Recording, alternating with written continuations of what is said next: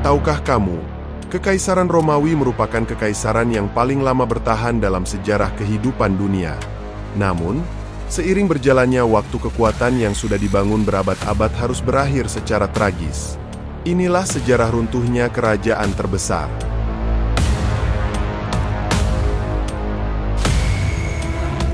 Kekaisaran Romawi bukan sekadar kerajaan kuno, ia adalah salah satu peradaban paling luar biasa dalam sejarah umat manusia.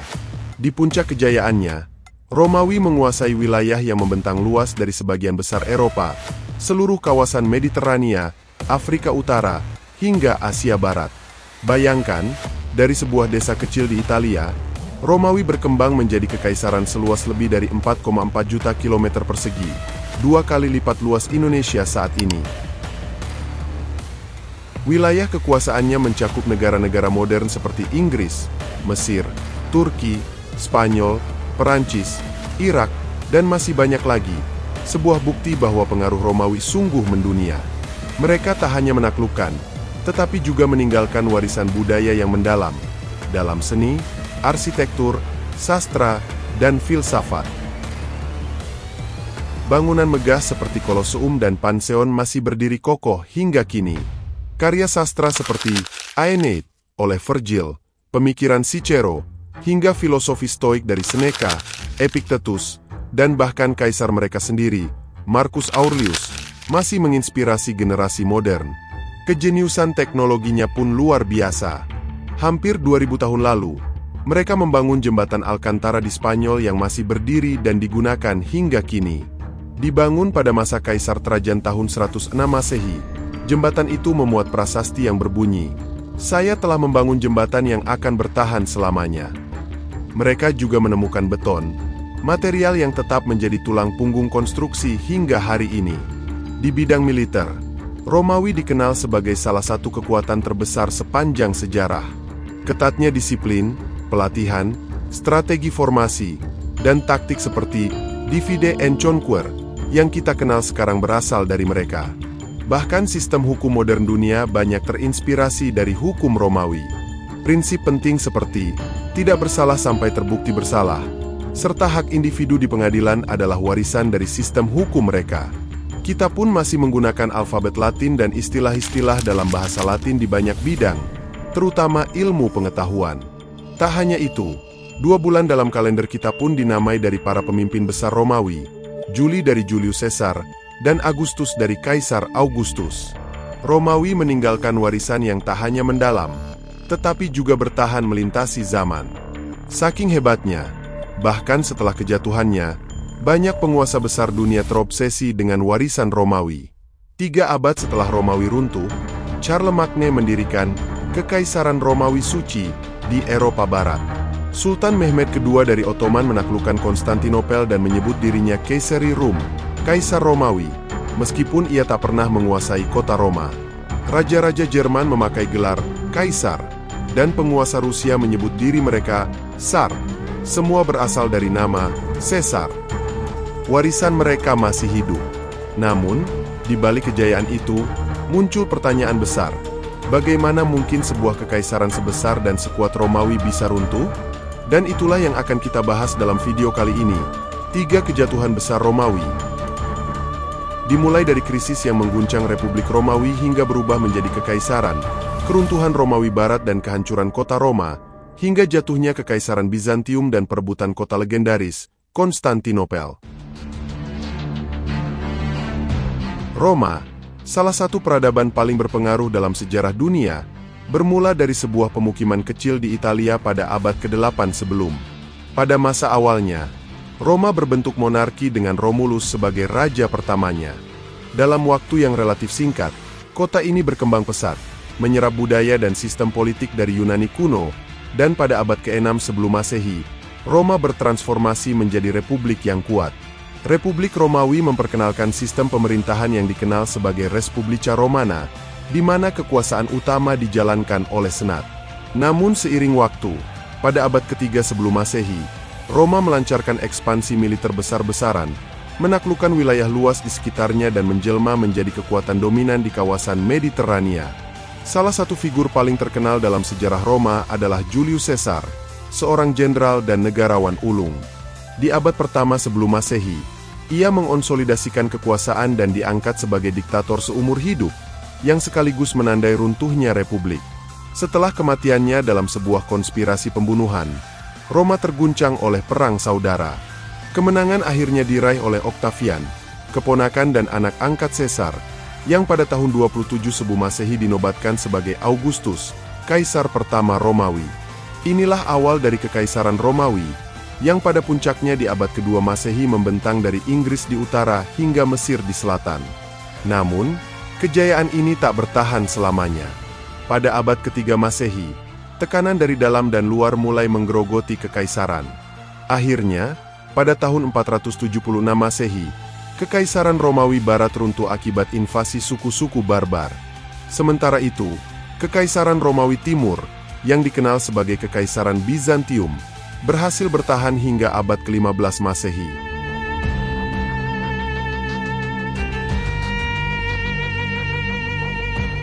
Republik Romawi didirikan dengan semangat anti-monarki. Tidak boleh satu orang memegang terlalu banyak kekuasaan. Pemerintahan dijalankan oleh 2 konsul yang dipilih setiap tahun oleh Senat, badan legislatif yang didominasi oleh kalangan aristokrat atau patrician. Meskipun sistem ini terdengar demokratis, dalam kenyataannya, kekuasaan lebih banyak terpusat pada segelintir elit. Ketidakpuasan mulai tumbuh di kalangan rakyat biasa, atau disebut dengan plebeyan, yang merasa tidak diwakili secara adil. Ketegangan antara plebeyan dan patrician menjadi sumber konflik politik yang panjang. Beberapa reformasi penting dilakukan, seperti Lex Hortensia pada 287 sebelum Masehi, yang memberikan undang-undang rakyat kekuatan hukum yang setara.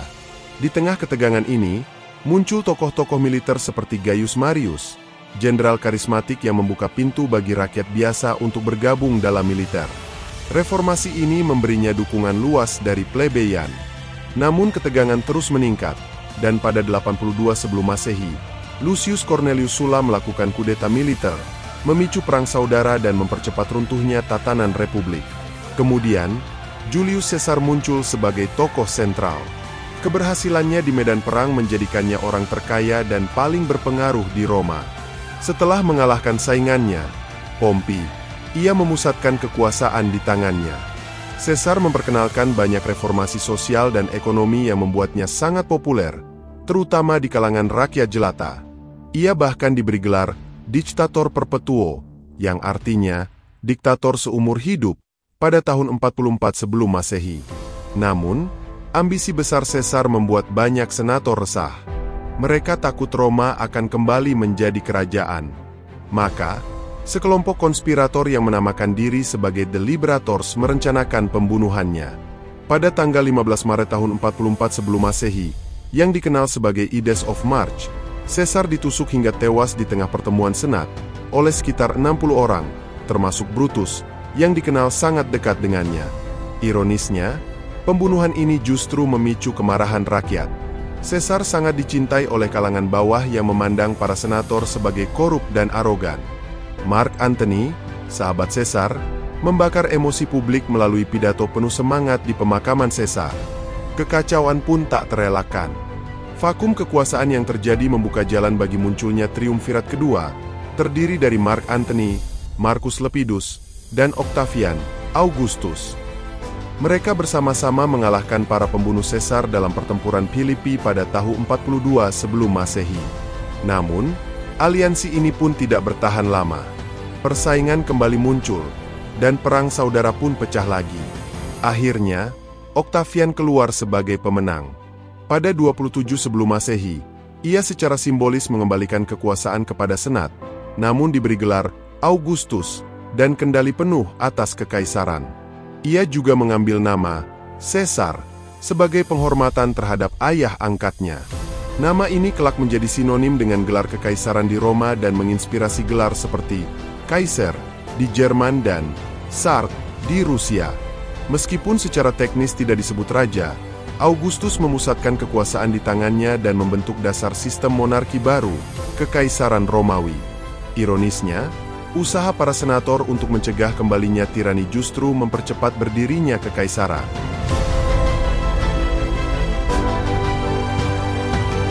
Selama 2 abad pertama keberadaannya, Kekaisaran Romawi berdiri megah bak raksasa yang tak tergoyahkan.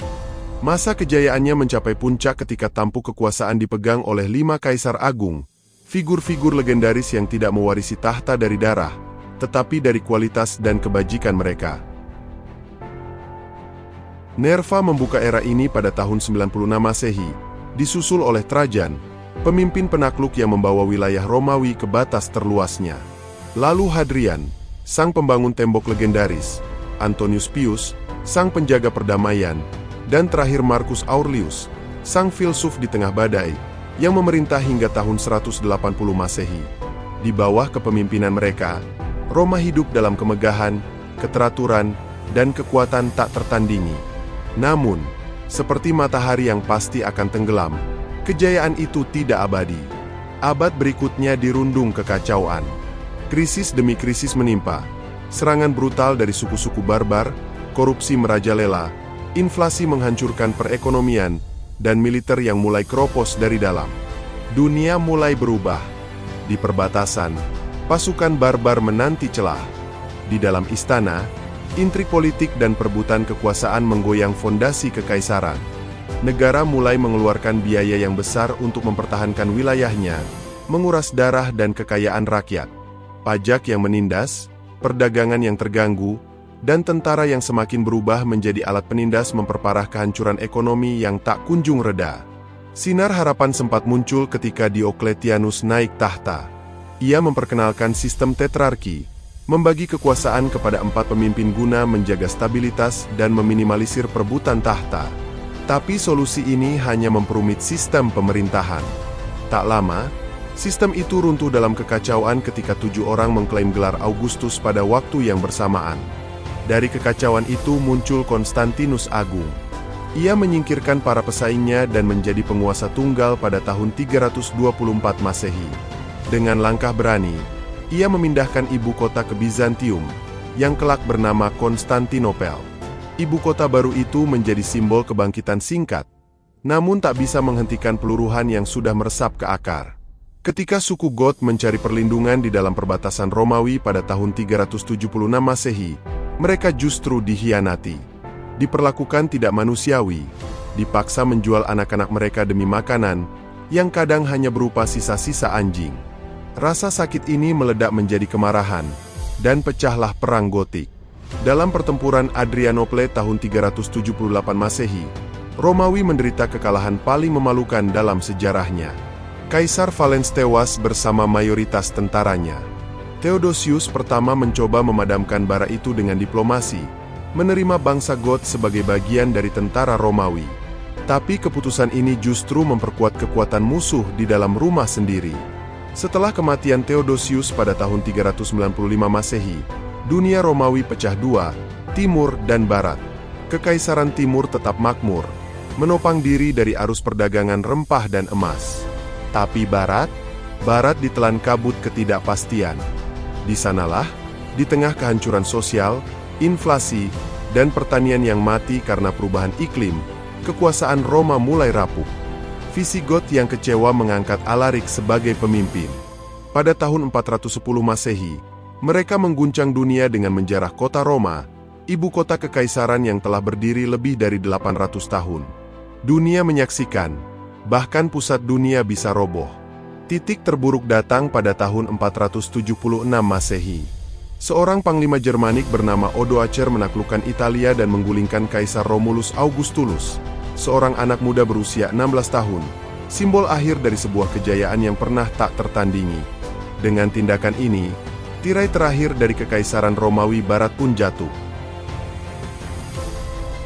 Namun, kejatuhan ini bukan hanya karena pedang barbar. Ia adalah hasil dari kelelahan sistemik, dari kebusukan birokrasi, dari pemimpin-pemimpin lemah yang diwariskan kekuasaan tanpa kemampuan. Sebuah kerajaan yang terlalu besar untuk dikendalikan, terlalu lambat untuk merespon, dan terlalu lamban untuk berubah, akhirnya runtuh di bawah berat tubuhnya sendiri. Dengan robohnya Roma, Eropa terjerumus ke dalam kegelapan. Zaman penuh keputusasaan, perang, dan kemunduran intelektual, The Dark Ages. Namun di timur, api Romawi masih menyala.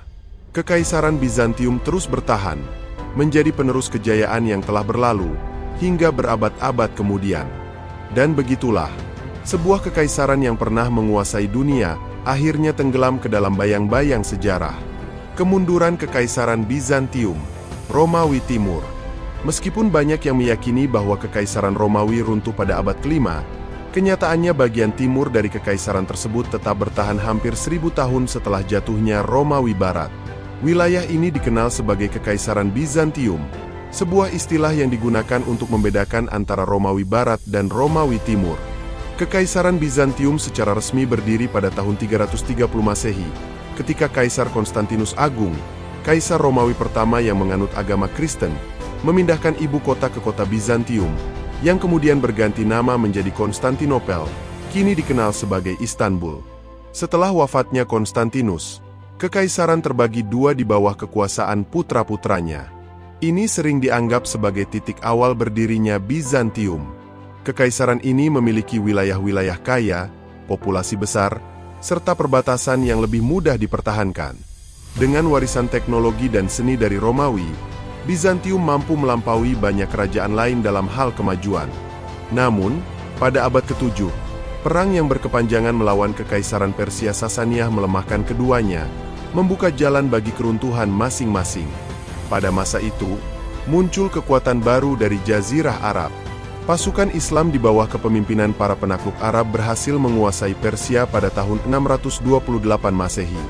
Mereka juga mencoba merebut Konstantinopel 2 kali, yakni pada tahun 674 hingga tahun 678, dan tahun 717 hingga 718 Masehi, tetapi kedua upaya tersebut gagal karena pertahanan kota yang sangat kuat. Salah satu inovasi luar biasa dari Bizantium adalah sistem suar yang membentang dari Yunani ke Turki sejauh 700 km, memungkinkan peringatan kepada kaisar hanya dalam waktu 1 jam jika ada ancaman mendekat. Konstantinopel menjadi pusat yang selalu diserang, tetapi tetap bertahan selama berabad-abad. Namun, pada tahun 1054 Masehi terjadi skisma besar dalam kekristenan yang memisahkan Gereja Ortodoks Timur dan Gereja Katolik Roma, meretakkan solidaritas internal Bizantium. Kemudian, pada tahun 1096 Masehi, atas seruan Paus Urbanus II, dimulailah Perang Salib pertama untuk merebut Yerusalem yang saat itu dikuasai Muslim. Pasukan salib melewati Konstantinopel dan menciptakan ketegangan dengan Kekaisaran Bizantium meskipun didukung oleh Bizantium. Dukungan berlanjut pada Perang Salib kedua dan ketiga, namun hubungan kedua belah pihak semakin memburuk. Puncaknya terjadi pada Perang Salib keempat, 1203 Masehi, ketika tentara salib dari Prancis dan Venesia bekerja sama dengan Alexios Angelos untuk merebut kembali tahta ayahnya. Setelah Alexios digulingkan, para tentara salib yang tidak mendapat bayaran malah menjarah dan membakar Konstantinopel, menghancurkan karya seni dan sastra yang tak ternilai. Meskipun kota berhasil direbut kembali oleh Kaisar Michael Palaiologos 50 tahun kemudian, kekaisaran tidak pernah pulih sepenuhnya. Menjelang abad ke-15, Bizantium telah kehilangan hampir seluruh wilayahnya, dan hanya Konstantinopel yang tersisa sebagai kota besar. Sultan Mehmed II dari Kesultanan Ottoman, yang dikenal sebagai Mehmed Sang Penakluk, berambisi menaklukkan kota tersebut. Ia menyiapkan pengepungan besar pada 6 April 1453, dengan pasukan yang dilengkapi meriam raksasa dan armada laut. Kaisar Konstantinus ke-11 sadar akan bahaya yang mengancam dan meminta bantuan dari Barat, termasuk Paus. Namun, akibat perpecahan gereja dan kelelahan dari peperangan, Barat hanya mampu mengirim sedikit bantuan. Bizantium hanya bisa mengerahkan sekitar 7.000 pasukan melawan 50.000 hingga 80.000 tentara Ottoman. Meskipun demikian, pertahanan kota yang terdiri dari tembok dan menara sangat kuat dan sempat memberikan harapan. Namun, pada 29 Mei 1453, setelah serangan habis-habisan, tembok kota berhasil ditembus. Konstantinus ke-11 dilaporkan gugur dalam pertempuran, meskipun beberapa sumber menyebutkan ia bunuh diri. Kota legendaris ini akhirnya jatuh, dan selama 3 hari pasukan Ottoman diizinkan menjarah kota. Mehmed II dikisahkan meneteskan air mata melihat kehancuran kota yang kini dimilikinya. Dengan runtuhnya Konstantinopel, Kekaisaran Bizantium resmi berakhir. Ini menjadi penutup bagi eksistensi Kekaisaran Romawi Timur yang telah bertahan selama berabad-abad. Kemenangan Mehmed II menandai kemunculan Kesultanan Utsmaniyah sebagai kekuatan besar regional. Ia menyebut dirinya Kaisari Rum, atau Kaisar Romawi, dalam bahasa Turki. Kejatuhan Konstantinopel juga berdampak besar terhadap Eropa. Rute perdagangan antara timur dan barat berubah, mendorong bangsa-bangsa Eropa untuk mencari jalur baru yang akhirnya memulai era penjelajahan dunia, penjajahan, dan dampaknya terasa hingga ke Asia dan Afrika, termasuk Indonesia. Kisah Kekaisaran Romawi, mulai dari masa Republik, kejayaan Kekaisaran, hingga keruntuhan Romawi Barat dan Timur, adalah narasi penuh pelajaran tentang kemegahan, keruntuhan, dan perubahan besar dalam sejarah manusia. Walau kekaisaran ini akhirnya tumbang, warisan budaya, hukum, teknologi, dan pemikiran Romawi tetap hidup dan memengaruhi peradaban hingga kini. Sejarah Romawi menjadi pengingat pentingnya stabilitas, kepemimpinan yang bijak, dan keberagaman dalam membangun masyarakat yang bertahan dalam waktu panjang. Semoga kisah ini menjadi pengingat bagi kita semua tentang sejarah masa lalu untuk dijadikan pembelajaran di masa depan. Jangan lupa share, like, dan subscribe kanal Risalah TV agar tidak tertinggal kisah-kisah menakjubkan lainnya seputar dunia Islam. Saya akhiri. Wassalamualaikum warahmatullahi wabarakatuh.